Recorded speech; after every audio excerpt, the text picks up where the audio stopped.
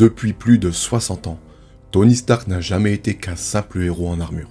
Iron Man est un symbole, mais aussi une idée qui évolue à travers des réalités, des guerres et même des univers entiers.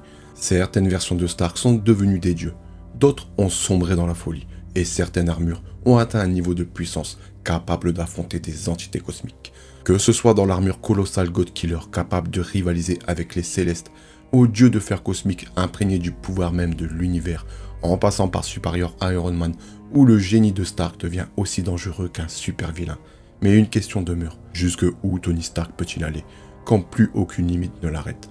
Aujourd'hui, nous allons explorer 10 versions les plus puissantes, les plus dangereuses et les plus fascinantes d'Iron Man à travers le multiverse Marvel. Préparez-vous car certaines de ces armures dépassent tout ce que vous imaginez. Mais bien sûr, juste avant, n'oubliez pas de vous abonner si ce n'est pas encore fait, de liker et de booster. Sur ce, c'est parti. En 10, Lord Iron, le serment de Roanoke. Capturé en Terre Sainte durant la guerre hispano-anglaise, Tony Stark fut contraint de fabriquer des armes pour les Anglais après avoir subi des semaines de torture infligées par David Banner. Pour survivre, il dépendait de son armure massif alimentée par des bouteilles d'énergie. Cette armure lui conférait une force surhumaine, une quasi-invulnérabilité ainsi qu'un arsenal d'armes électriques redoutable. Plus tard, Jack Ier d'Angleterre chargea Anthony de retrouver David Banner dans le Nouveau Monde après que celui-ci fut transformé en Hulk et disparaisse sans laisser de traces. Anthony accepta la mission, mais jura que si Banner avait trahi la couronne, il le tuerait de ses propres mains. Accompagné du Captain Ross et de son fidèle assistant Rhodes, celui-ci que l'on appelait désormais Lord Iron traversa l'océan Atlantique et accosta à Roanoke. Dès son arrivée, il lança une attaque contre la colonie. Se jetant de son navire, il captura Peter Parquag et exigea de savoir où se cachait Banner. Grâce à sa technologie intégrée, Lord Iron écrasa les forces locales, permettant ainsi aux Anglais de prendre le contrôle de la colonie. Finalement, Virginia Darey conduisit Lord Iron et Rhodes, leur promettant de les mener jusqu'à Banner. Cependant, elle les guida vers les ruines d'un village indigène détruit et les menaça, exigeant qu'ils jurent fidélité aux Anglais. En vérité, Lord Iron ne nourrissait aucune loyauté sincère envers Jack Ier, seul son désir de vengeance contre Banner l'animait. Lorsque les indigènes alliés à Hulk affrontèrent les troupes anglaises, Lord Iron attaqua Hulk depuis un planeur armé. Malgré les supplications de Banner, il poursuivit son assaut sans relâche. Le combat prit fin lorsque Virginia Darey se transforma en un sphinx monstrueux et menaça de dévorer quiconque continuerait la bataille. Face à cette terreur, les combattants cessèrent les hostilités. Après cet affrontement, se réconcilia avec Banner et renonça à sa vengeance. Lui et Rhodes décidèrent alors de rester à Roanoke pour y commencer leur vie. Ils reconstruisirent notamment l'imprimerie de Jonah Jameson, détruite lors de la bataille entre Virginia Darey et Hulk, en la transformant en une machine automatisée et électrique, au grand ravissement de son propriétaire. En numéro 9, Iron Maniac, l'ombre de la Terre 5012. La version de Tony Stark connue sous le nom d'Iron Maniac provenait d'un monde presque entièrement détruit par les Super Skrull Titanos. Cette catastrophe avait anéanti la majorité des héros de son univers, laissant derrière elle des ruines et un Stark profondément marqué. Sur la Terre 5012, cette tragédie transforma radicalement sa vision du rôle de héros. Il abandonna toute retenue morale et adopta une approche implacable, persuadé que seule la force absolue pouvait empêcher une nouvelle apocalypse. Dans cette logique, il conçut l'armure rappelant celle du Docteur Fataliste, à la fois intimidante et terrifiante. À un moment donné, Iron Maniac entra en conflit avec les 4 Fantastiques dans son monde. L'affrontement atteignit un point de non-retour lorsqu'il assassina la Torche Humaine. Devant l'ampleur de sa dérive, son double et Reed Richards prit la décision extrême de l'exiler sur la Terre 616. Iron Maniac représentait une menace singulière. Il possédait toute l'intelligence et le génie stratégique d'un Iron Man classique, mais était dépourvu de scrupules et de sens moral. Dans son univers d'origine, il ne s'était pas contenté d'éliminer la Torche Humaine. Black Widow et Wolverine étaient également tombés sous ses coups. Il avait même mené une opération militaire en Latvérie, démontrant sa volonté d'imposer sa loi au-delà des frontières. Son armure reflétait sa philosophie brutale. Elle était équipée d'amortisseurs de puissance capables d'absorber ou de rediriger les attaques, d'une protection avancée contre la magie et le contrôle mental, ainsi que d'un alliage malléable pouvant se transformer et adopter différentes formes selon les besoins du combat. Ainsi, Iron Maniac incarnait la version la plus sombre de Tony Stark, un esprit brillant, libéré de toute limite morale, prêt à tout, pour imposer sa vision du monde. En 8, Iron Man Ultimate, le génie au-delà de la chair. Dans l'univers Ultimate original, Tony Stark devint un Iron Man après avoir appris qu'il était atteint d'une tumeur au cerveau. Face à cette condamnation, il conçut une armure fondée sur la nanotechnologie, transformant sa maladie en moteur de création. Sous cette nouvelle identité, il s'allia au plus grand héros de la Terre pour former les Ultimates, une équipe destinée à protéger la planète contre les menaces les plus extrêmes. L'Iron Man de l'univers Ultimate se distingua comme un véritable héros, fidèle à sa mission jusqu'à son dernier souffle. Il trouva la mort au combat aux côtés de Nick Fury et du Shield lors de l'ultime incursion relatée dans Secret Wars issue 1 en 2015. Ce fut celle d'un soldat tombé en défendant son monde. Bien qu'il partageât de nombreuses similitudes avec le Tony Stark de l'univers principal, cette version se révélait bien plus puissante. Tous deux étaient des génies hors pair, mais l'intelligence de Stark Ultimate trouvait son origine dans un événement unique. Un accident survenu à sa mère avait transformé l'ensemble des tissus de son corps en tissu cérébral. Cette singularité faisait de lui non seulement l'homme le plus intelligent du monde, mais également un être aux capacités dépassant celles d'un humain ordinaire. Par la suite, lorsque son esprit fut connecté aux gemmes de l'infini, ses aptitudes franchirent un nouveau seuil. Il devint capable de se relier à n'importe quel système électronique et, plus extraordinaire encore, d'exister indépendamment d'un corps humain. Ainsi, l'Iron Man Ultimate incarnait une évolution radicale du héros, un esprit absolu, affranchi des limites de la chair et prêt à défendre son univers jusqu'à l'anéantissement. En 7, les Iron Avengers, l'héritage d'acier. Les Iron Avengers furent des répliques robotiques des Avengers conçues par Tony Stark après la mort tragique des héros originaux, tués par l'homme absorbant. Refusant de laisser leur idéal disparaître avec eux, Stark entreprit de recréer ses anciens alliés sous forme mécanique afin d'honorer leur mémoire et de poursuivre leur combat. Ces doubles d'acier possédaient les personnalités des Avengers disparus et étaient dirigés par le seul survivant de l'équipe, l'Android Vision. Lorsque Tony s'allia au président Osborn, connu sous l'identité du Bouffon Vert, les Iron Avengers furent placés sous son autorité. Ils furent principalement mobilisés pour combattre l'Hydra et maintenir l'ordre dans les rues de New York. Au cours de ces opérations, ils combattirent aux côtés des anciens Avengers, Captain America et Thor, affrontant respectivement l'Hydra et les géants de la tempête. L'épreuve la plus décisive survint lorsque le Crâne Rouge attaqua New York à la tête d'une armée de surhumains soumis au contrôle mental. Les Iron Avengers formèrent la première ligne de défense du quartier général présidentiel. Incapable de les manipuler mentalement, le Crâne Rouge ordonna leur destruction. Pourtant, leur résistance révéla une faiblesse majeure de son pouvoir. Il ne pouvait dominer des entités dépourvues de conscience organique. Avant de périr aux mains des Célestes, Tony Stark confia à Vision les plans des Iron Avengers, de lui demandant de les reconstruire si nécessaire. Après la chute du Crâne Rouge et la mort de Stark, le roi de Grande-Bretagne décréta la reconstitution des Iron Avengers. Pendant 3 ans, il collabora avec Vision et une armée d'Union Jacks génétiquement modifiée afin de protéger une nouvelle légion chargée de défendre l'Angleterre et le monde. Bien que ces nouveaux Iron Avengers possédaient les mêmes capacités que les héros originaux, ils semblaient privés de leur personnalité, n'étaient plus que des instruments de guerre perfectionnés. Placés sous le commandement du Chevalier Noir, fils du défunt roi humain Black Bolt et élevé par le roi de Grande-Bretagne, ils participèrent à la défense du palais de Buckingham contre Tonks de Krill, qui convoitait un fragment de l'homme absorbant détenu par la couronne. Malgré leur effort, ils ne purent empêcher son vol. Par la suite, les Iron Avengers furent envoyés avec le Chevalier Noir enquêter sur la disparition apparente de la Torche Humaine dans la Terre Sauvage. Là, Black Bolt, Iron Maiden et Jade Dragon furent capturés par Crapaud qui avait changé ses pouvoirs avec Magneto après la dépolarisation du monde. Grâce à ses nouvelles capacités magnétiques, Crapaud prit le contrôle des Iron Avengers et les retourna contre leurs alliés. Cependant, le roi de Grande-Bretagne avait secrètement constitué une flotte entière d'Iron Avengers que le Chevalier Noir appela en renfort. Avec l'aide de câbles, télépathes emprisonnés sous Sentinel City, Iron Maiden parvint à stabiliser la concentration du vibranium dans la zone, inversant ainsi l'échange des pouvoirs entre Magneto et Crapaud. Une fois ses capacités retrouvées, Magneto répara les dégâts causés à Sentinel City et aux Iron Avengers, les libérant de l'emprise de Crapaud.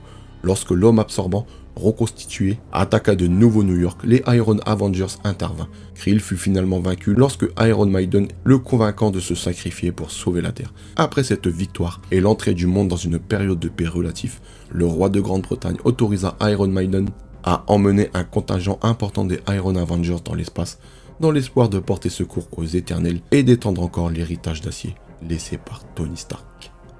En 6, Le Gobelin de Fer, la fusion de la démence et du génie. Le Gobelin de Fer fut considéré comme un héros aussi terrifiant qu'imprévisible, né de la rencontre entre la technologie d'Iron Man et la folie du Bouffon Vert.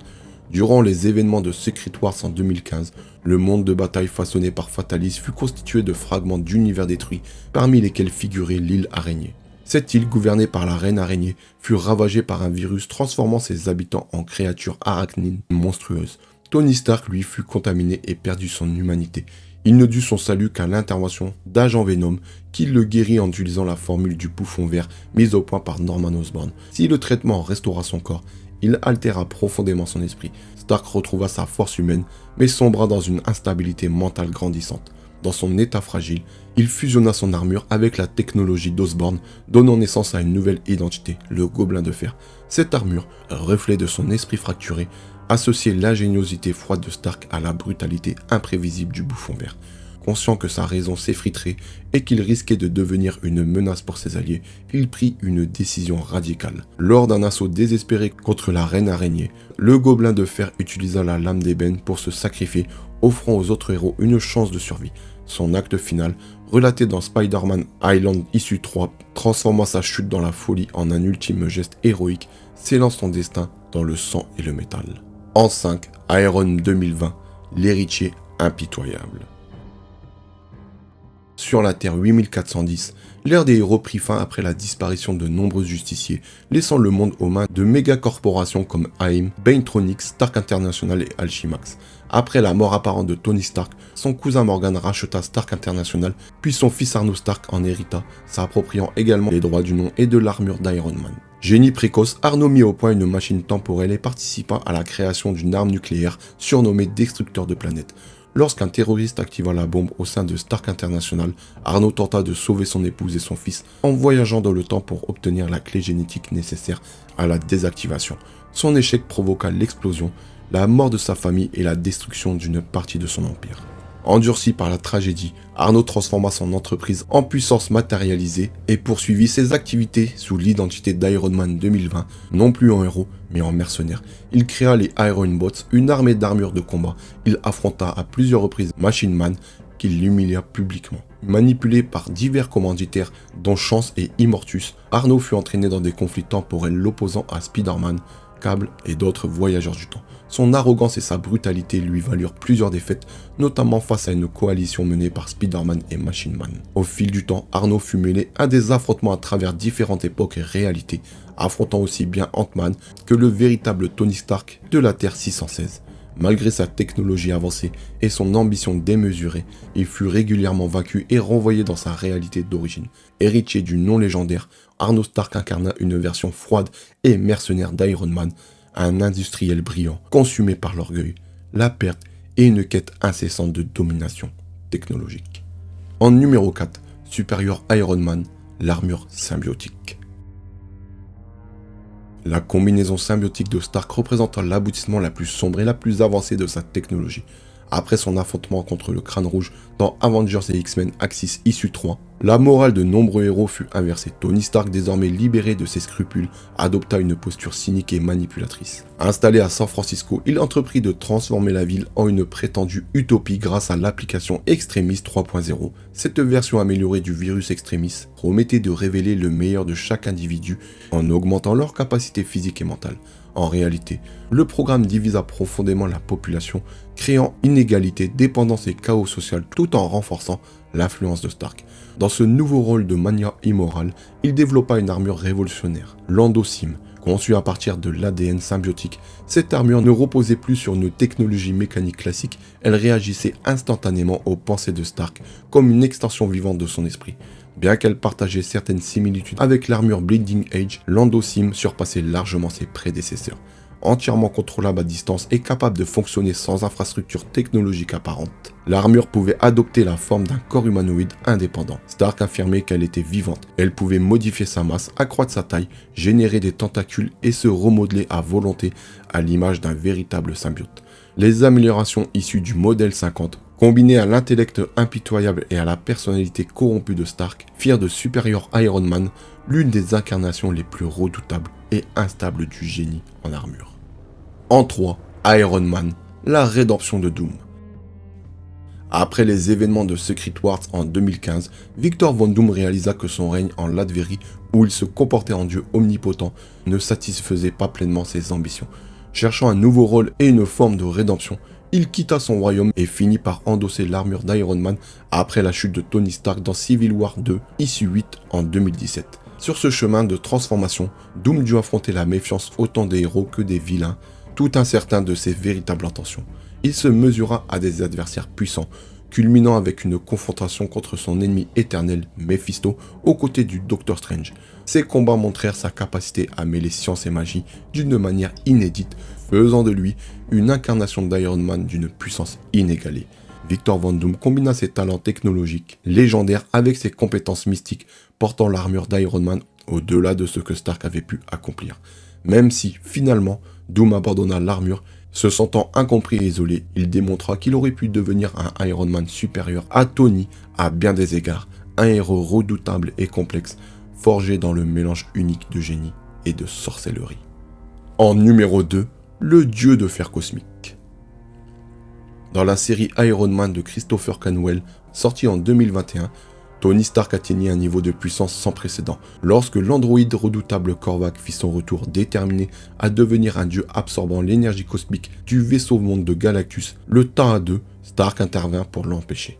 Au cours de l'affrontement, Iron Man suivit Korvac dans la chambre de transmutation et fut lui-même imprégné du pouvoir cosmique.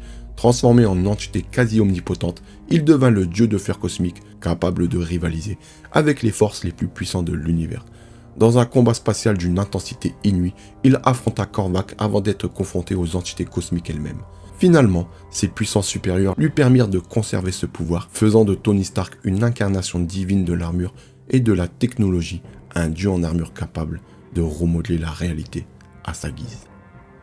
Et sur la place du podium, en 1, God Killer, l'armure ultime d'Iron Man. L'armure God Killer représenta l'apogée de la technologie d'Iron Man, l'une des armes les plus colossales de l'univers. Conçu par Tony Stark, le God Killer MK2 était inspiré de l'armure originale créée des héros auparavant par les aspirants et possédait une taille comparable à celle d'un Céleste. Maintenue en orbite autour de Mars, elle était prête à intervenir en cas de menace cosmique majeure. Lorsque les Célestes Noirs attaquèrent la Terre, Iron Man déploya l'armure God Killer. Grâce à ses 8 réacteurs nucléaires et sa connexion au système Extremis via une carte mère sophistiquée, l'armure lui permit de tenir tête aux Célestes Noirs pendant un temps limité. Elle conférait à son utilisateur une force phénoménale, suffisante pour soulever un Céleste Noir et engager un combat physique contre eux.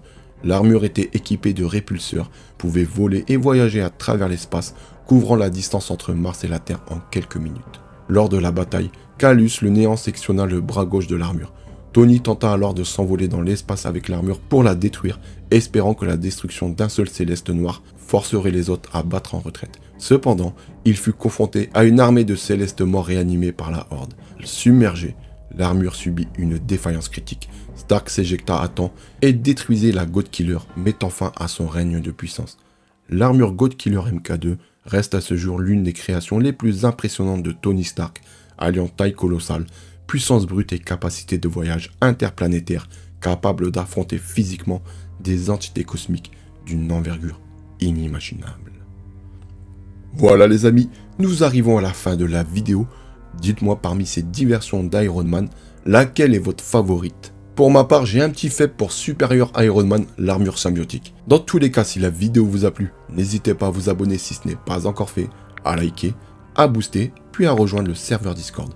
Sur ce, nous on se retrouve très bientôt pour une nouvelle vidéo. En attendant, prenez soin de vous et de vos familles. Peace out.